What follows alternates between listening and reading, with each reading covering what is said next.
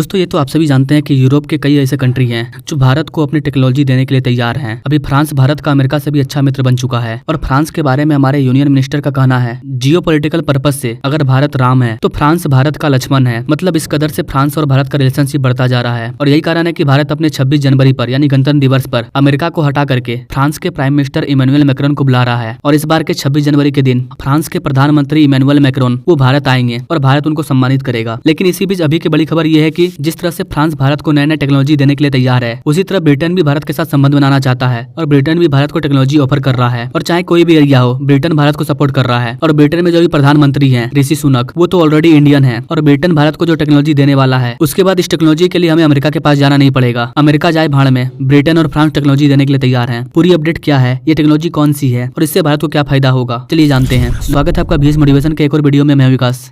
दरअसल दोस्तों, भारत के डिफेंस मिनिस्टर राजनाथ सिंह ये ब्रिटेन में 2 दिवसीय दौरे पर गए हैं और इसी में ब्रिटेन ने ये टेक्नोलॉजी भारत को ऑफर किया है। दरअसल दोस्तों, ब्रिटेन की कंपनी रोल्स रॉयस ने भारत को एक नए सिलेट इंजन तैयार करने का ऑफर किया है। ब्रिटेन का कहना है कि अगर भारत हमारे साथ मिलकर के इस इंजन को बनाएगा तो महज 10 साल के अंदर ये इंजन पूरी तरह से तैयार हो जाएगा। इसकी जरूरी जितनी भी टेस्टिंग है वो सब कंप्लीट हो जाएगा। साथ ही भारत के फाइटर जेट विमान वगैरह को ऊर्जा प्रदान करने के लिए इसकी डिलीवरी भी शुरू कर दी जाएगी। और इतना ही नहीं गाइस, बल्कि ब्रिटेन भारत को 100% टेक्नोलॉजी शेयर करने का ऑफर कर रहा है। जी हाँ दोस्तों, 100% टेक्नोलॉजी शेयर करने का ऐलान कर रहा है। इसके अलावा ब्रिटेन भारत को इंटेलेक्चुअल प्रॉपर्टी भी देने के लिए तैयार है। यहाँ पर मैंने आपको 2 नए वर्ड बताया, पहला क्लीन स्लेट इंजन और दूसरा इंटेलेक्चुअल प्रॉपर्टी राइट। गाइस यहाँ पर क्लीन स्लेट इंजन का मतलब है कि जो भी इंजन बनाया जाएगा उसका डिजाइन बिल्कुल नया होगा। मतलब ऐसा इंजन जिसको किसी प्रीवियस इंजन को मॉडिफाई करके या उसको कॉपी करके नहीं बनाया जाएगा, ये बिल्कुल नया होगा। इंटेलेक्चुअल प्रॉपर्टी राइट वह लीगल डॉक्यूमेंट है जिसके तहत भारत को इस बात की छूट होगी। भारत इस इंजन को न सिर्फ आजादी के साथ यूज कर पाएगा बल्कि इसमें जो भी जरूरी बदलाव होगा वो भी कर सकता है। इसके अलावा इंटेलेक्चुअल प्रॉपर्टी का मतलब है कि हम इसे अपने फाइटर जेट वगैरह में लगा करके दूसरे देश को एक्सपोर्ट भी कर सकते हैं। और इस पूरी प्रक्रिया में हमें ब्रिटेन से किसी भी चीज के लिए परमिशन लेने की कोई जरूरत नहीं पड़ेगी। मतलब अगर इंटेलेक्चुअल प्रॉपर्टी राइट मिल जाए तो कोई भी हथियार वो पूरी तरह से इंडियन हो सकता है, जिसे लेकर के हम स्वतंत्र होंगे और किसी तीसरे कंट्री को भी शेयर कर सकते हैं। तो ये इंडियन डील भारत के लिए बहुत इंपॉर्टेंट है, बहुत ही खास है, क्योंकि इसमें इंटेलेक्चुअल प्रॉपर्टी राइट देने का वादा किया गया है। और ये प्रॉपर्टी सिर्फ ब्रिटेन नहीं बल्कि ये प्रॉपर्टी ब्रिटेन के साथ साथ फ्रांस भी भारत को देने के लिए तैयार है। ऐसे में ब्रिटेन भारत के साथ फ्रांस से एक कदम आगे निकल करके भारत के साथ डिफेंस डील को और विस्तार कर रहा है। ब्रिटेन ने कहा है कि भारत के इस 2 दिवसीय दौरे में वो हमारे डिफेंस मिनिस्टर राजनाथ सिंह को अपने टेम्पेस्ट 6 जनरेशन प्रोग्राम में हमारे डिफेंस मिनिस्टर यानी कि राजनाथ सिंह को ब्रीफिंग देंगे। यानी कि टेम्पेस्ट 6 जनरेशन से रिलेटेड जो भी मुख्य बातें होगी वो डिफेंस मिनिस्टर को बताया जाएगा, ताकि भारत भी टेम्पेस्ट 6 जनरेशन के प्रोग्राम में ज्यादा क्लियर विजन के साथ आगे बढ़ सके। कई आज से कुछ साल पहले टेम्पेस्ट प्रोग्राम भारत के लिए उतना इंपॉर्टेंट नहीं था, लेकिन अब जब चीन अपने 5th जनरेशन के प्रोग्राम का लगातार विस्तार कर रहा है और पाकिस्तान के पास भी बहुत जल्द चाइना के 5th जनरेशन का विमान आने वाला है, ऐसे में भारत के लिए भी ये प्रोग्राम जरूरी हो जाता है और हमें 6th जनरेशन फाइटर जेट पर अभी से काम करना स्टार्ट कर देना होगा। और इसके लिए टेम्पेस्ट प्रोग्राम भारत के लिए एक अच्छा प्रोग्राम बन सकता है। यहाँ पर आपको बता देगा, इसके टेम्पेस्ट प्रोग्राम को विकसित करने के लिए ब्रिटेन, इटली, जापान एक साथ आ चुके हैं। इसका मतलब है कि इस प्रोग्राम में लगने वाला जो भी डिजाइन होगा, लैंग्वेज होगा, सॉफ्टवेयर होगा, टेक्नोलॉजी होगा, वो सभी अत्याधुनिक होगा, क्योंकि जापान, इटली, ब्रिटेन ये सब टेक्नोलॉजी में काफी आगे हैं। और जब ये सारे कंट्री एक साथ मिलकर के इस प्रोग्राम को अंजाम देंगे तो ये पूरा प्रोग्राम अत्याधुनिक होगा। और अगर इस प्रोग्राम में भारत भी एंटर कर जाता है तो ये और भी ज्यादा अत्याधुनिक हो जाएगा और एयरक्राफ्ट के डिमांड की संख्या तेजी से बढ़ जाएगी, जिसकी वजह से इसको विकसित करना न सिर्फ सस्ता होगा बल्कि इसका प्रोडक्शन रेट भी बढ़ेगा। लेकिन अब यहाँ पर भारत के लिए एक सवाल आ रहा है कि जब ब्रिटेन और फ्रांस दोनों एक साथ सेम ऑफर कर रहे हैं तो भारत को किसके साथ डील करना चाहिए, फ्रांस को या ब्रिटेन के साथ? आप अपनी राय कमेंट बॉक्स में जरूर बताइएगा। जाते जाते आपको बता देगा इसकी आज 22 साल बाद रक्षा मंत्री राजनाथ सिंह ब्रिटेन गए हैं और बताया जा रहा है कि इस यात्रा से दोनों देशों के रणनीति व सुरक्षा साझेदारी को बल मिलेगा और लड़ाकू विमानों के विकास समेत अन्य सैन्य मंचों में साझेदारी के मुद्दे पर बातचीत होगी। तो हमारे रक्षा मंत्री की इस यात्रा के दौरान अगर ब्रिटेन और भारत के बीच में कोई बड़ी डील होती है तो उस पर मैं अलग से वीडियो ला दूंगा। Thank you for watching. मिलते हैं नेक्स्ट वीडियो में नई जानकारी के साथ, तब तक के लिए जय हिंद।